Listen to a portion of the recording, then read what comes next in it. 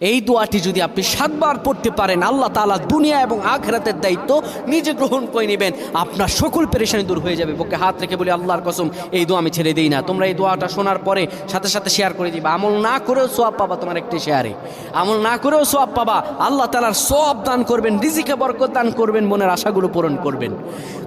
ও আমার প্রাণের ভাইয়েরা, বিশ্ব নবী মুহাম্মাদুর রাসূলুল্লাহ সাল্লাল্লাহু আলাইহি সাল্লাম বলেন, কোনো ব্যক্তি যদি এই দোয়াটা 7 বার পড়তে পারে, দোয়াটা হলো হাসবি আল্লাহু লা ইলাহা ইল্লাহু আলাইহি তাওয়াক্কালতু ওয়া হুয়া রাব্বুল আরশিল আযীম।